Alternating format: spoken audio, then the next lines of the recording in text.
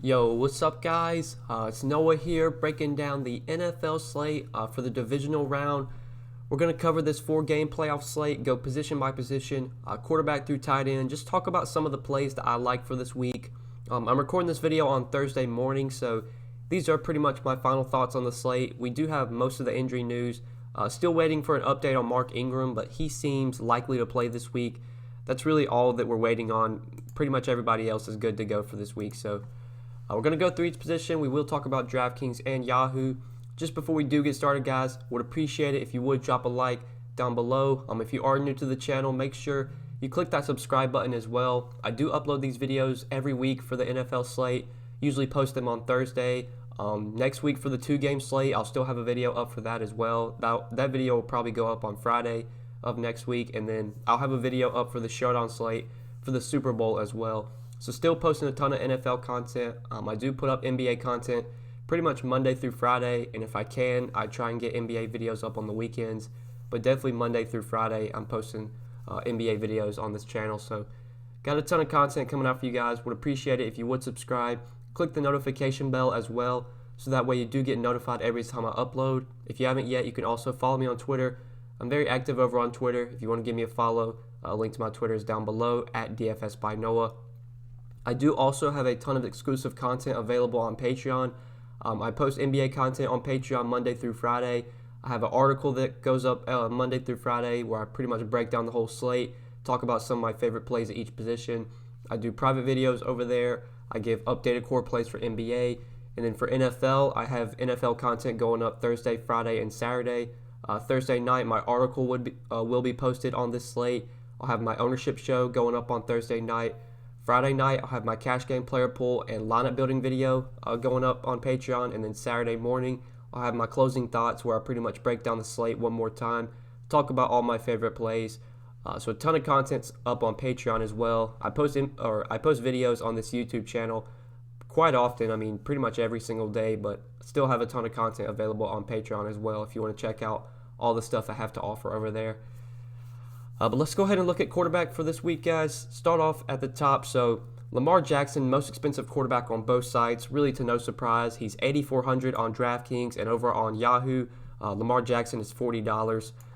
So I think he is clearly the top quarterback on the slate.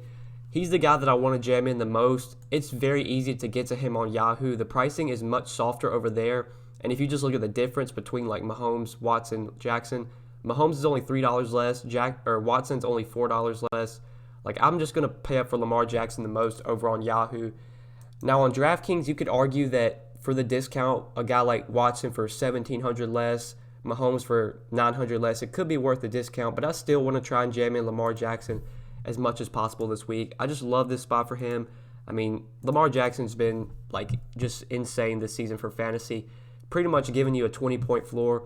The only game he didn't have under 20 DraftKings points was against Pittsburgh. Very tough matchup there. I don't really take that into account. Like, even in tough matchups this season, Jackson has put up big games against Buffalo, against San Francisco, 26 against San Francisco, 20 against Buffalo. Like, I don't expect this Tennessee defense to be able to slow him down. He's expensive, but he's worth the salary. I think he has 30, 35-point upside. Obviously, if you're playing Lamar Jackson like in tournaments, you want that 35, close to 40-point game. I think he has that in him. I mean, if he gets the 100-yard bonus in rushing, which he's definitely possible he could do, I mean, that's 13 DraftKings points right there. It's just his floor if he gets 100 rushing yards, because he'll get the 10 rushing yards or the 10 points for the rushing yards, and then he'll get the bonus as well. He always has the potential for rushing touchdowns. He can throw for 200, 300 yards and multiple passing touchdowns as well. Like, the dude just has so much upside. He's a great play. It's just a matter of can you fit him in or not. I feel like I'm going to be trying to jam him in. Maybe we'll get some more value this week. I doubt it. Like, there's really no injuries we're waiting on. I guess if Mark Ingram were to sit, that would open up some value with maybe Gus Edwards. But really, like, the value's pretty thin. Like, pricing is very tough, especially on DraftKings. Pricing's really tough this week. Yahoo, pricing is a lot softer. It's much easier to get in the guys that you want. So I think on Yahoo, that's where I'm definitely going to be jamming in Lamar Jackson. On DraftKings, though, I do think Patrick Mahomes and Deshaun Watson are definitely in play as well. Mahomes in a really good matchup at home against the Texans. Texans, in terms of pass defense, have just been really bad this season. I mean, Josh Allen had a really big game against them. I expect Mahomes to play very well here. I do prefer Jackson over him if you can find the salary, but like I said, pricing's very tough this week. If you need the savings, I'd be fine dropping down to Mahomes. Same with Watson as well. This game right now, I mean, this is going to be the game to target. Right now, it's got a 51 total, 10-point favorites. The Chiefs are big favorites here at home, favored by 10, but still a 51 total in this game. A lot of points should be scored. I expect Houston to be playing catch up in this game. They're going to have to throw a lot to keep up if they want to have a chance to win this game. And we've seen that Deshaun Watson, especially like in garbage time, I mean, this guy can put up big fantasy games. Like against Buffalo last week, if you watched that game, like he was doing terrible. I think he had like maybe 5 or 6 fantasy points at halftime, and then he finished with 29 fantasy points. Just did a lot of damage in the second half. I believe I know he got a rushing touchdown in the second half. He got a passing touchdown as well. Like he just had a big second half. There's always that upside for Deshaun Watson. Like for me at quarterback, I feel like if I'm not paying all the way up to Jackson at 8,400, then I'm probably going to drop down to Watson at 6,700. Like those are the two quarterbacks I'd like the most. You could obviously go to Mahomes. I think I would just try and get up to Jackson if possible.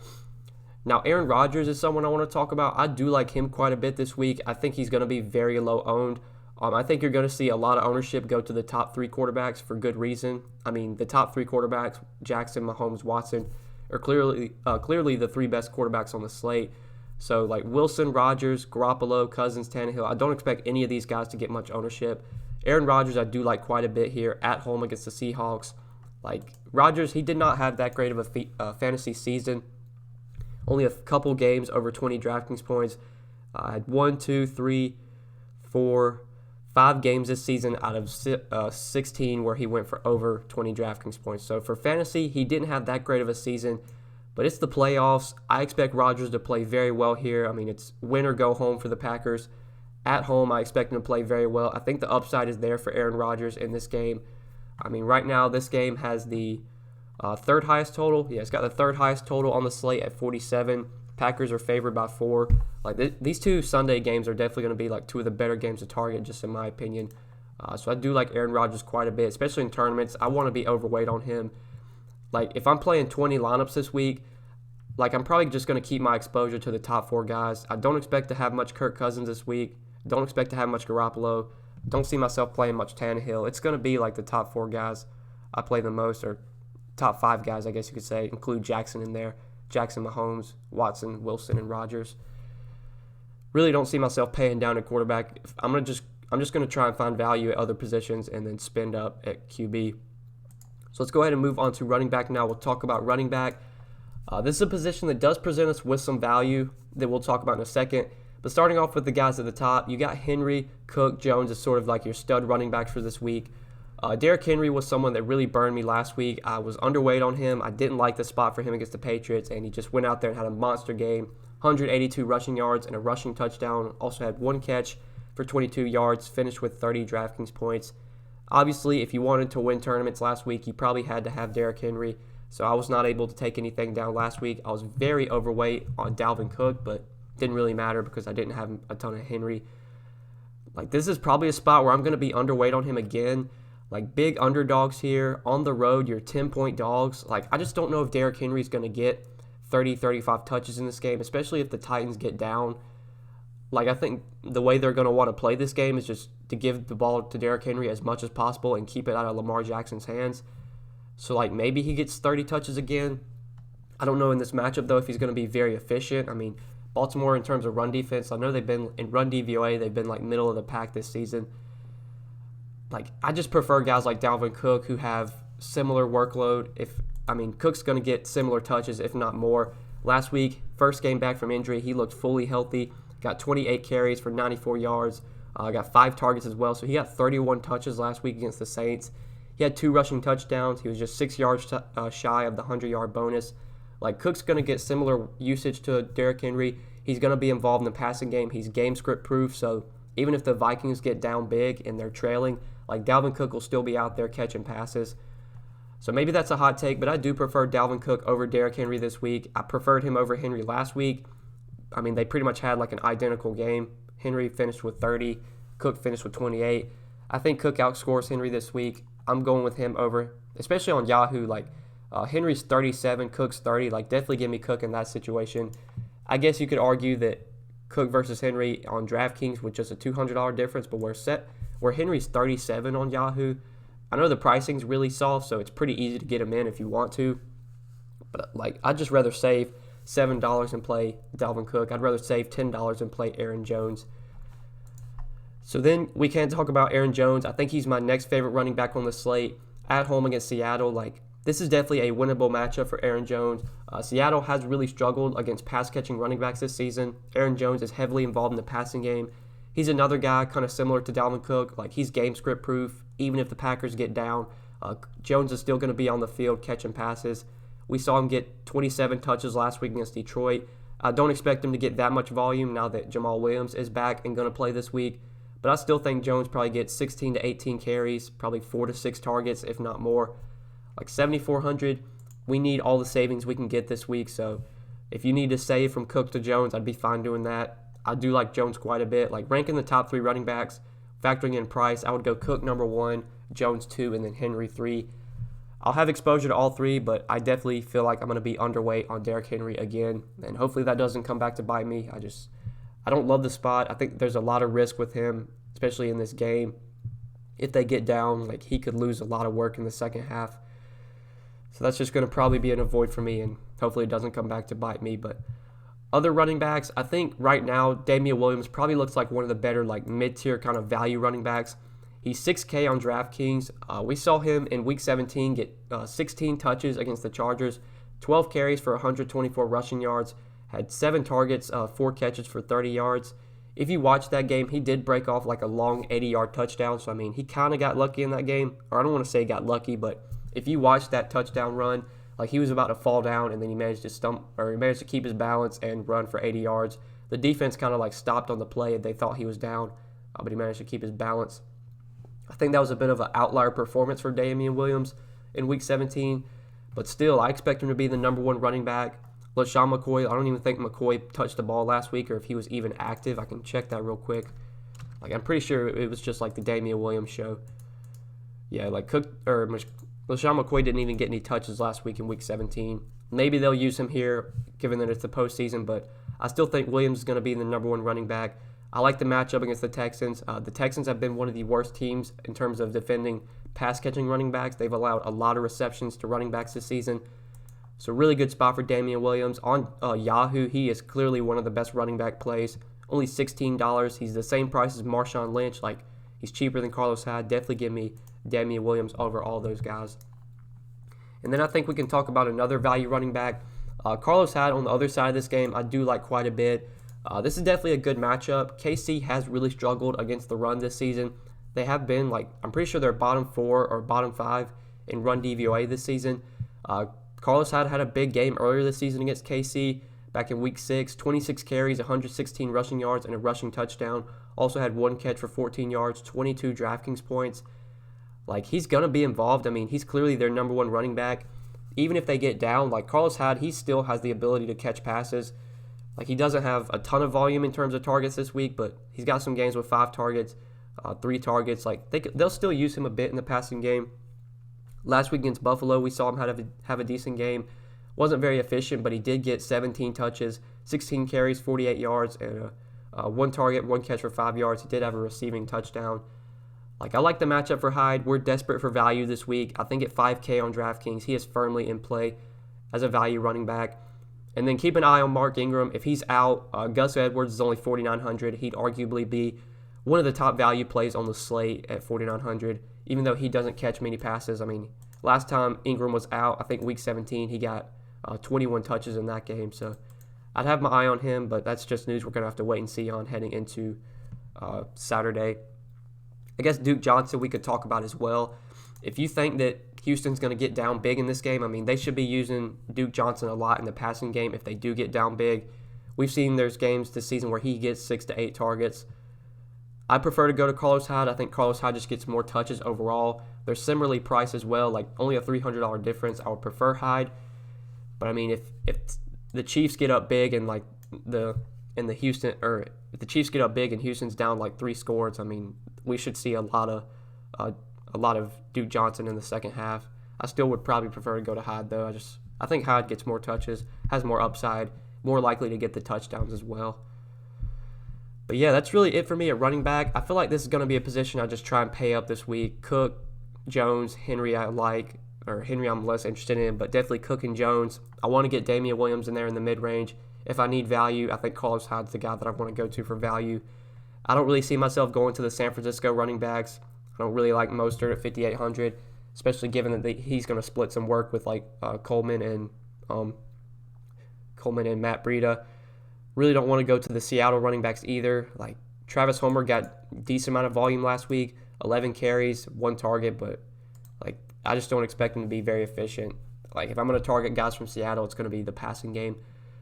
So let's go ahead and move on to receiver now. We'll talk about receiver this week. So receiver, there's also really good options to pay up for. You got Devontae Adams, Tyreek Hill, DeAndre Hopkins, all over 7K on Draftkings.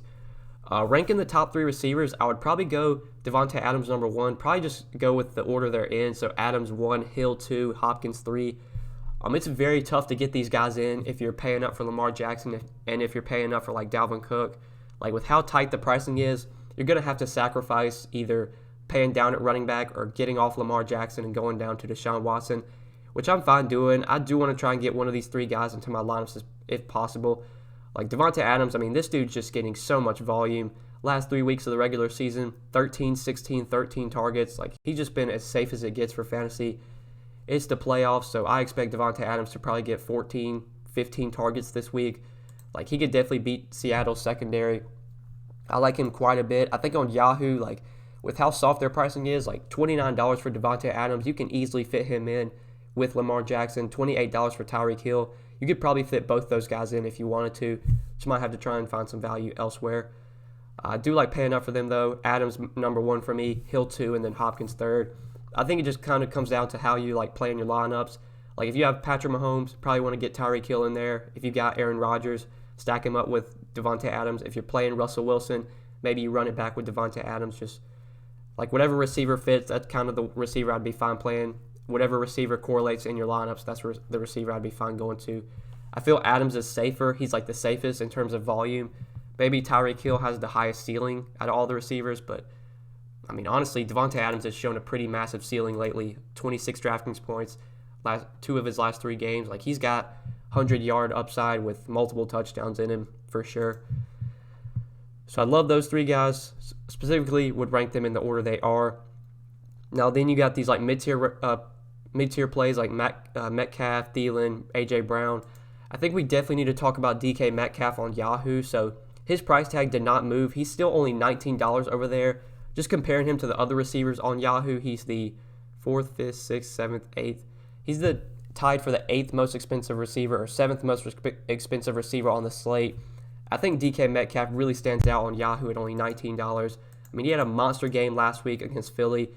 9 targets, 7 catches for 160 yards and a touchdown. He seems to be Russell Wilson's go-to guy right now. Tyler Lockett's just not getting a ton of volume. He got 8 targets last week, but wasn't very productive, only 4 catches for 62 yards. It honestly seems like Metcalf has emerged as the number 1 receiver. He should be able to avoid Jair Alexander. I imagine Alexander's going to be on Tyler Lockett. So Metcalf at 19, with how much volume he gets, especially in the red zone, at $19 on Yahoo, that clearly stands out as a top receiver play in terms of points per dollar. Now on DraftKings, he's up to 6,800. I'd probably look elsewhere then. I'd probably try and get up to the 2 of the big 3, whether it's Adams or Hill, one of those 2 guys I'd probably try and get up to over DK Metcalf. Metcalf's not out of play on a 4-game slate, but 6,800 is definitely a hefty price tag to pay, especially on a slate where we're kind of desperate for value. Lockett, Thielen, Brown, don't have a ton of interest in these guys. A.J. Brown got shut down last week against New England, only 1 catch for 4 yards. This isn't the best spot for him either against Baltimore. He's still cheap on Yahoo. He's still $18 over here. If you want to target him, he's fine, but I'm probably going to be staying away from most of Tennessee today or on Saturday. I didn't have much exposure to Tennessee last week. Really, the only thing that came back to bite me there was not having Derrick Henry. All the passing game was pretty bad. I expect to be off the passing game this week. Henry, I'll have lower, I'll be underweight on him. Really just don't like Tennessee here. I think Baltimore easily wins this game. But when we get to this 5K range at receiver, this is where we can find some really good plays. So I think Deebo Samuel really stands out at only 5,200 on DraftKings. just to end the regular season, Samuel was having like a big regular season, especially towards the end. Last week of the regular season against Seattle in that Sunday night game, he had 5 catches for 102 yards, 27 Draftkings points. He did have a rushing touchdown in that game. Also had a rushing touchdown against the Rams in that game, 4 catches for 31 yards. Like, Samuel has pretty much emerged as the number one receiver, like behind George Kittle, obviously, but in terms of wide receivers, like, he's been more productive than Emmanuel Sanders recently. Minnesota is definitely a secondary you can beat. I do like Deebo Samuel quite a bit at 5,200. I think he stands out as one of the better value receivers this week. You could go to Sanders at 5,400, but I think I would prefer to go to Samuel for 52. You could definitely play Samuel on Yahoo as well. He's $19. You don't have to play him, though, because Metcalf's the same price tag, and I would prefer to go to Metcalf if possible, especially with how soft Yahoo's pricing is. I feel like I'm going to be jamming in at least 1 or 2 of the expensive running backs and then trying to get in at least 1 of the expensive receivers, preferably Adams or Hill. We didn't talk about quarterback pricing on Yahoo, but I think one thing that really stands out to me here is that Aaron Rodgers is only $28 on Yahoo, so if you want to stack him up with Devontae Adams, I do like that quite a bit. You can stack him up with Adams and then run it back with DK Metcalf. Like, that looks very appealing on Yahoo. I mean, Adams is underpriced at 29. Rodgers is way too cheap at 28. Like, that's a high upside quarterback receiver stack that won't cost you much salary at all. I did want to mention that. But I think the last guy I want to talk about for a receiver value play is Will Fuller. So I liked Will Fuller a ton last week. He ultimately did not wind up playing. When I'm recording this video on Thursday morning, it seems like he's going to play this week. He seems like he's going to be a full go. Assuming he is a full go, he's not limited. I love Will Fuller as one of the better value receivers. He's $5K on Draftkings, and over on Yahoo, Will Fuller is very cheap at only $14. So he's had a really productive season when he's been healthy. Like, injuries have really hurt Will Fuller pretty much all season. But we've seen this guy has massive upside. I mean, that game against the Falcons, arguably like the best game we've ever seen from a receiver. 16 targets, 14 catches for 217 yards and 3 touchdowns. He faced KC back in week 13, or not week 13, but October 13th. I think that was week 6. They played it against each other. I remember watching that game. Will Fuller dropped like 2 or 3 touchdowns in that game. He could have had a massive game against KC earlier this season. Like, Will Fuller, just when he's healthy, he is a very talented receiver. He's a very high upside receiver. Deshaun Watson seems to always play well when Fuller's active. When Fuller's out there, he plays much better. I really like Will Fuller as a value receiver, just assuming he's a full go this week. Obviously, that'll be something worth monitoring. This is a Sunday game, so hopefully we get some news on this before Saturday afternoon, before lock.